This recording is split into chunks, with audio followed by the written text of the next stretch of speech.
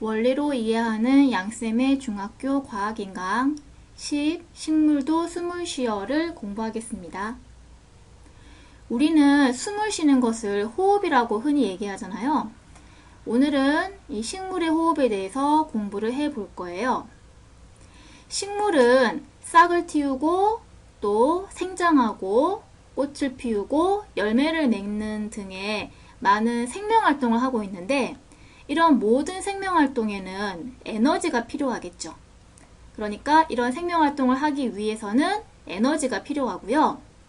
우리 앞에서 많이 얘기했잖아요. 세포 속에 있는 미토콘드리아에서 세포호흡을 하면 에너지가 만들어진다고 얘기했잖아요. 그와 같이 이 호흡이라고 하는 과정을 통해서 에너지가 만들어지기 때문에 식물도 에너지를 만들기 위해서 호흡을 하고 있다는 거예요. 그러니까 흔히 생각하면 동물은 호흡하는 것을 우리가 흔히 알고 있잖아요. 그런데 식물은 호흡하는 게 눈에 잘 안 보이죠. 그런데 식물도 호흡을 하고 있다는 그런 얘기예요. 따라서 이런 동물과 식물과 같은 모든 생물은 호흡을 하고 있고 호흡으로 만든 에너지를 가지고 생명활동을 하고 있는 거예요. 그러면 이 식물의 호흡에 대해서 자세하게 알아볼게요. 호흡이라고 하는 것은 우리가 앞에서 미토콘드리아 할 때 배웠는 것처럼 이것이 호흡의 화학 반응식이에요. 이와 같은 과정을 호흡이라고 얘기하는데 이 식물이든 동물이든 생물에서 호흡이 일어나는 장소는 우리 예전에 배웠지만 생물은 이런 세포들로 구성이 되어져 있잖아요. 이렇게 세포들로 몸 전체가 세포들로 구성이 되어 있는데 살아있는 모든 세포, 죽어있는 세포에서는 호흡이 필요가 없겠죠. 죽었으니까 에너지가 필요 없잖아요. 살아있는 모든 세포는 살아있으면 생명활동을 할 것이고 생명활동을 하기 위해서 에너지가 필요하니까 살아있는 모든 세포에서 호흡을 하고 있는데 그 세포 중에서 정확하게 얘기하면 살아있는 모든 세포, 그 세포 속에 미토콘드리아라고 하는 소기관에서 호흡이라고 하는 이런 화학 반응식을 하고 있다는 거예요. 그러면 미토콘드리아에서 이와 같은 호흡을 하는 과정을 다시 한 번 더 살펴보면요. 지금 이게 세포이고 세포에 미토콘드리아가 있는데 이거 미토콘드리아 그림이고요. 이거는 미토콘드리아의 전자현미경 사진이에요. 자, 미토콘드리아에서 어떻게 호흡을 하고 있냐 하면 대표적으로 포도당이라고 하는 양분을 호흡에 많이 사용하는데요. 이런 양분을, O2는 산소죠. 산소를 이용해서 양분을 분해시키는 거죠. 예를 들어서 포도당은 이렇게 생겼잖아요. C, 탄소가 6개, H, 수소가 12개, O, 산소가 6개가 이렇게 결합되어 있는 것이 포도당인데 이 포도당이 산소랑 이제 반응을 하게 되면 이 포도당을 이루고 있는 이런 원자 사이의 결합이 끊어져서 포도당이 분해가 돼요. 그때 분해가 되면 CO2, 이산화탄소와 H2O, 물을 생성하는데 그 과정에서 에너지가 발생한다는 거예요. 에너지가 발생하는 이유는 이 원자를 결합시키는 에너지가 있었잖아요. 그거를 화학에너지라고 하는데 이 원자를 결합시키는 그 에너지가 원자 사이의 결합이 끊어지게 되면 이 결합 에너지가 방출되어 나오겠죠. 결합 에너지가 필요 없으니까 방출되어 나오죠. 그 에너지가 바로 이 에너지인 거예요. 그래서 이 에너지를 생명활동 하는데 사용을 한다는 거예요. 그리고 그때 이 양분은 에너지를 만들기 때문에 에너지원이라고 부르는데 에너지원으로 쓰이는 양분은 주로 포도당이 대부분인데 그 밖에 뭐 다른 종류의 탄수화물, 그러니까 포도당도 탄수화물의 한 종류거든요. 그러니까 포도당 말고 다른 종류의 탄수화물이나 지방이나 단백질을 에너지원으로 쓰기도 하는 거예요. 그래서 이제 호흡 과정을 이제 정리를 한다면 그러니까 일반적인 호흡 과정은 포도당이라고 하는 양분 더하기 산소 하게 되면 물과 이산화탄소로 이 양분이 분해가 되면서 그때 에너지가 발생한다. 이런 식으로 산소를 이용해서 양분을 분해시켜서 이 생명활동, 그러니까 그런 생활과 같은 그 생명활동에 필요한 에너지를 얻게 되는데, 이러한 작용을 바로 호흡이라고 부른다는 거예요. 자, 그래서 결과적으로 1번 했고 2번 보시면, 그래서 이 호흡을 할 때 필요한 물질은 뭐가 있어요? 포도당과 산소를 필요로 하는 거죠. 이게 있어야 이 호흡 과정이 일어나는 거죠. 호흡 결과 생성된 물질은 뭐가 있어요?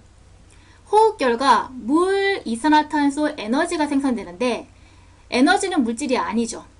호흡 결과 생성되는 물질은 물과 이산화탄소가 있는 거죠. 이렇게 정리를 할 수 있겠어요? 자, 그래서 이제 식물에서 호흡이 일어나는 부분을 알아볼게요.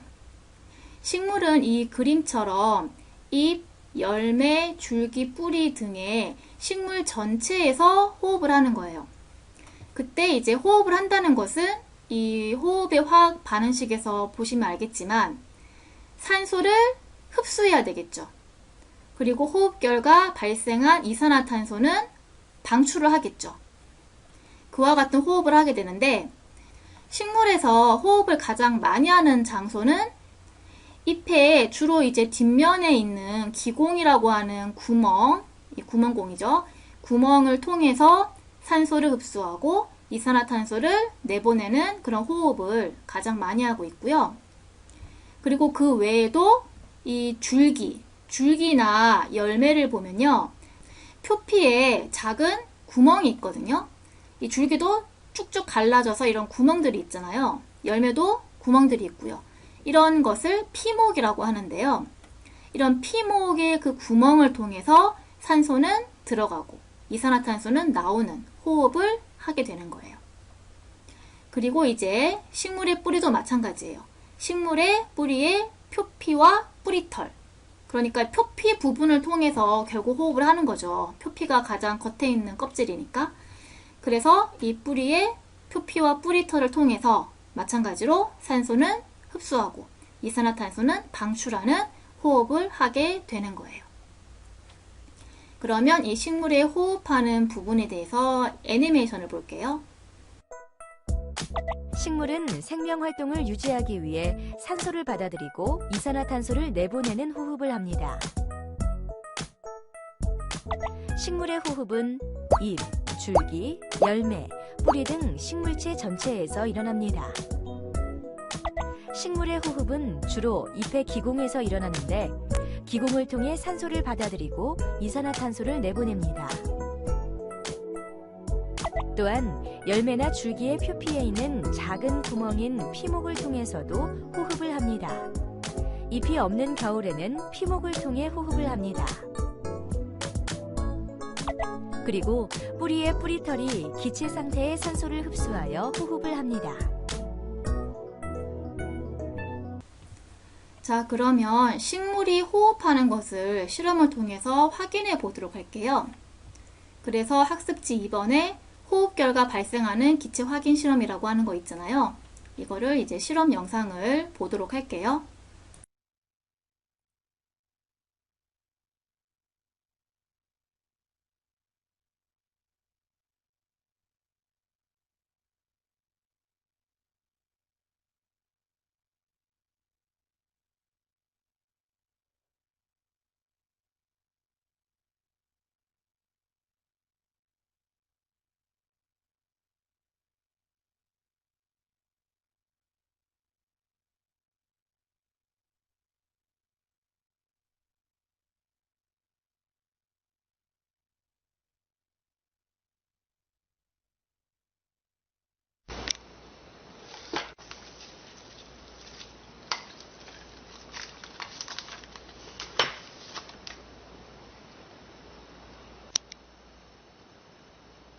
자, 실험 내용을 같이 정리해 볼게요. 이 영상에서 봤던 실험은 이 학습지 그림에 나오는 실험보다 좀 더 간단하게 한 실험인데요. 학습지 그림을 보면 우선 비닐봉지 2개가 있는데, 비닐봉지에는 공기가 들어있겠죠? 그리고 이 B라고 하는 비닐봉지에 식물을 넣었고요. 그런 다음에 이렇게 뭔가 이제 공기가 통하는 이런 호스가 있는데 이거를 공기가 통하지 않게끔 핀치 집게로 집어서 막아 놓은 거예요. 그런 다음에 이 비닐을 여기 실험에서 봤던 것처럼 빛이 없는 공간에다가 놓은 거잖아요. 왜냐하면 밤이 되면 식물은 광합성을 하지 못하겠죠. 빛이 없으니까. 그래서 밤에는 식물이 광합성을 하지 않고 호흡만 하게 되는 거예요. 반면에 낮에는 빛이 있으니까 광합성을 하게 되고, 그리고 이제 생물은 호흡은 항상 하잖아요. 낮밤 관계없이 빛이 있건 없건 호흡은 항상 하는 거니까. 그래서 낮에는 빛이 있으니까 광합성을 하고 또 생물이기 때문에 호흡을 하고, 그래서 낮에는 광합성과 호흡이 동시에 일어나게 되는 거고, 밤에는 빛이 없으니까 광합성을 하지 않고 호흡만 한다는 거죠. 자, 그랬을 때 왜 이렇게 밤 처리를 하냐면, 만약에 빛이 있는 그런 낮과 같은 상태에서는 이것이 이 박스에 있는 것이 호흡의 화학 반응식인데, 호흡을 할 때에는 산소를 흡수하고 이산화탄소를 방출하잖아요. 그런데 광합성을 할 때에는 반대죠. 광합성을 할 때에는 이 반응식이 반대로 가잖아요. 물 더하기 이산화탄소가 빛 에너지를 받아서 포도당과 산소를 만드는 게 광합성이잖아요. 그러니까 광합성을 할 때에는 이산화탄소를 흡수하고 산소를 방출하게 되는 거죠. 그래서 결과적으로 낮에는 광합성과 호흡을 동시에 하잖아요. 그러면 광합성을 할 때에는 이산화탄소를 흡수하는데 호흡을 할 때에는 이산화탄소를 방출해요. 그러면 낮에는 호흡 결과 발생하는 기체가 무엇인지 확인하기가 어렵겠죠. 호흡할 때는 이산화탄소를 방출하지만 광합성할 때는 이산화탄소를 흡수해버리니까, 이게 서로 반대가 되어버리니까 호흡 결과 발생하는 기체를 낮에는 확인하기가 어렵잖아요. 그래서 밤 처리를 하는 거예요. 이 밤 상태에서는 식물이 호흡만 하기 때문에 호흡 결과 산소를 흡수하고 이산화탄소를 방출하거든요. 그래서 호흡 결과 발생하는 기체인 이 이산화탄소를 실험을 통해서 확인할 수가 있는 거예요. 그래서 밤 처리를 했던 거예요. 그래서 이렇게 비닐봉지를 빛이 없는 곳에서 이제 밤 처리를 하게 되면, 그러면 비에 있는 식물은 밤에 호흡만 하기 때문에 이산화탄소를 방출했을 것이고, 그러면 이 비닐봉지에 이산화탄소의 양이 많아졌겠죠. 반면에 이 식물이 없는 비닐봉지는 그냥 이제 공기가 주로 들어있고 이산화탄소의 양이 많지는 않은 거잖아요. 이런 상태에서 이 A와 B를 각각 이 A와 B의 이 핀치 집게를 뽑고 이 호수를 석회수에다가 뿜어주는 거예요. A도 뿜어주고 B도 뿜어주고, 그렇게 실험을 하게 되면 B의 이 기체만 석회수가 반응해서 뿌옇게 흐려지는 게 아까 실험에서 봤던 것처럼 그렇게 보인다는 거죠. 자, 그것은 무엇을 의미하는 거예요? 이 식물이 들어있는 이 비닐봉지 속에 있는 기체는 석회수를 뿌옇게 흐려지게 하는 성질을 갖고 있다는 거잖아요. 그런데 이 석회수는 이산화탄소 기체와 만났을 때 뿌옇게 흐려지는 거잖아요. 그러니까 이 B라고 하는 비닐봉지에는 이산화탄소가 들어있다. 그 얘기는 이 식물은 호흡 결과 이산화탄소를 방출을 하는구나 는 것을 확인할 수 있는 실험인 거죠. 자, 그럼 이제는 학습지 3번 식물에서의 기체 교환을 알아보도록 할게요. 앞에서 얘기했지만 생물의 경우에는 낮과 밤과 관계없이 호흡은 항상 일어나죠. 이 그래프를 보시면 밤, 아침, 낮, 저녁, 밤인데, 이때 이제 이 빨간색은 광합성 양이고 그 다음 파란색 선은 호흡량이에요. 그때 보시면 이 생물의 경우 호흡은 빛의 세기와 관계없이, 그러니까 밤이든 아침이든 낮이든 저녁이든 이렇게 호흡하는 양은 거의 일정하게 유지가 되는 거죠. 그런데 이제 광합성의 경우에는 이게 빛광이잖아요. 빛이 있어야지 광합성을 하기 때문에 빛이 없는 밤에는 광합성을 하지 않죠. 그리고 아침에 해가 떠오르면 빛이 있으니까 광합성을 하게 되는데, 이때 우리 예전에 배웠잖아요. 빛의 세기가 강할수록 광합성의 양이 증가했잖아요. 그러니까 아침에서 이제 낮으로 갈수록 빛의 세기가 증가하니까 광합성 양이 증가하게 되고, 낮에서 저녁, 밤으로 갈수록 빛의 세기가 약해지니까 광합성 양이 이렇게 적어지게 되는 거겠죠. 그래서 이와 같은 그래프가 그려지게 되는 거예요. 자, 그랬을 때 이 낮이라고 하는 그 시간, 이 낮이라고 하는 시간에는 식물이 어떤 식으로 외관상 기체 교환을 하는지 생각해 보면요.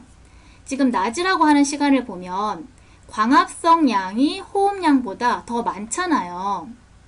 그런데 이 반응식을 보면 호흡이라고 하는 것은 양분 더하기 산소 해서 이산화탄소 더하기 물, 그러면서 에너지가 방출되는 과정이고, 광합성이라고 하는 것은 이거랑 반대로 이산화탄소 더하기 물이 이제 빛 에너지를 흡수하면 양분 더하기, 그러니까 포도당 더하기 산소가 되는 과정이 광합성이잖아요.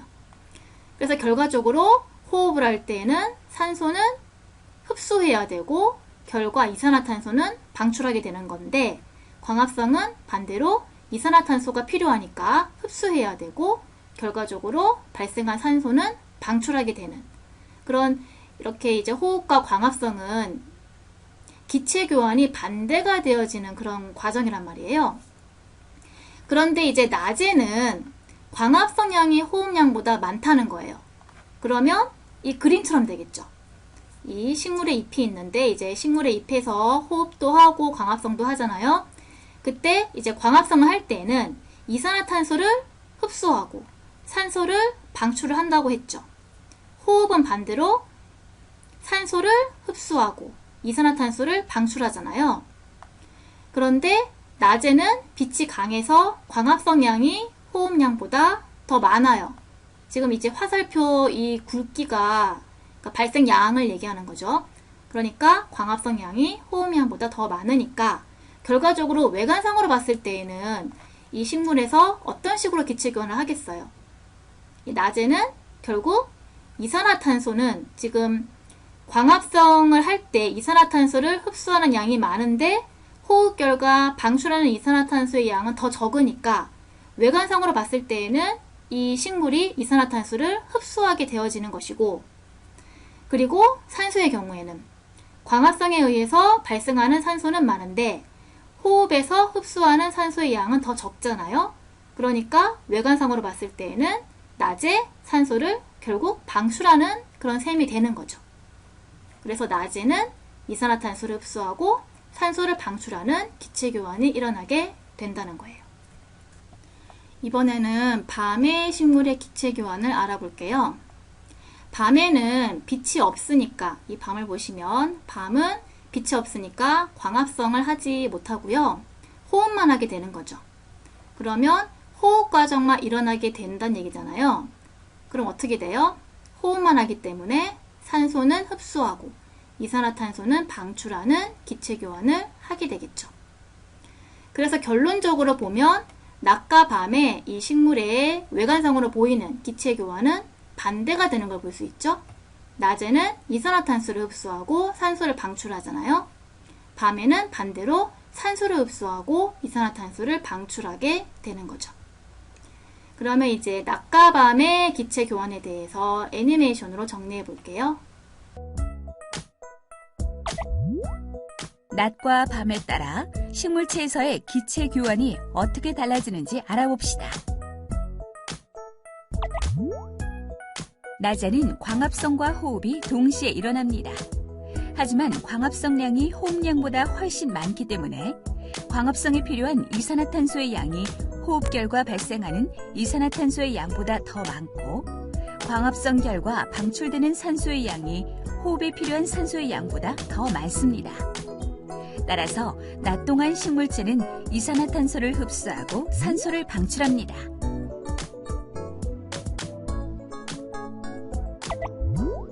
밤에는 빛이 없기 때문에 광합성이 일어나지 않고 호흡만 일어납니다. 따라서 밤 동안 식물체는 산소를 흡수하고 이산화탄소를 방출합니다. 그러면 이제 낮과 밤이 아니라 이 아침과 저녁에는 식물의 기체 교환이 어떠할지를 생각해 볼게요. 아침과 저녁의 경우에는 빛이 비치긴 하는데 낮에 비해서 약한 빛이 비치잖아요. 그래서 어떨 수 있냐면 이와 같이 여기 있죠.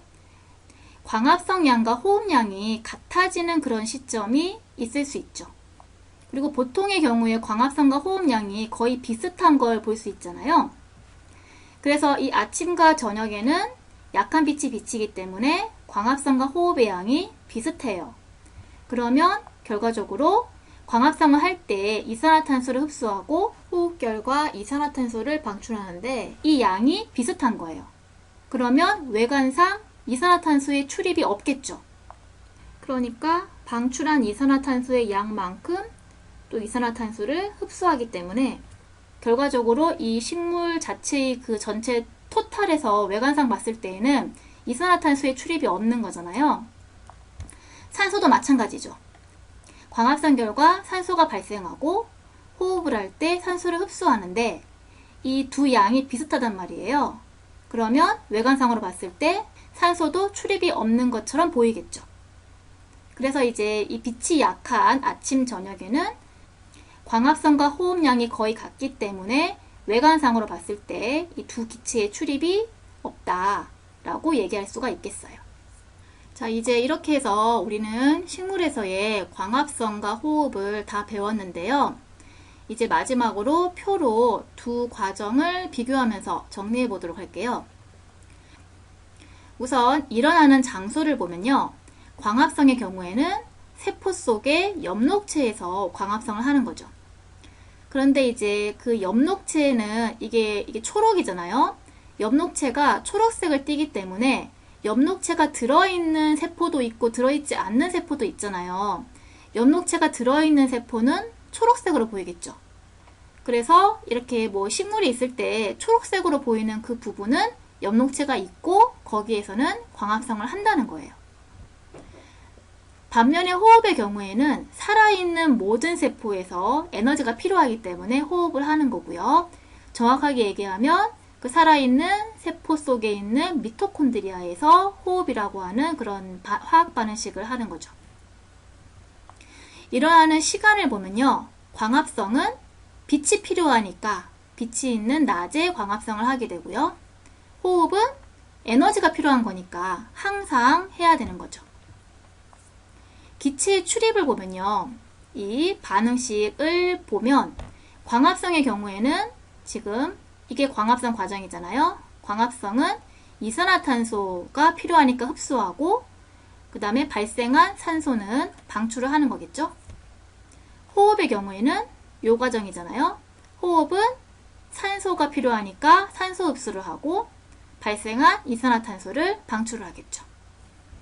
그래서 이제 광합성과 호흡은 이 반응식이 반대이기 때문에 기체의 출입도 반대가 될 수밖에 없고요. 그리고 이제 물질의 변화를 보면요.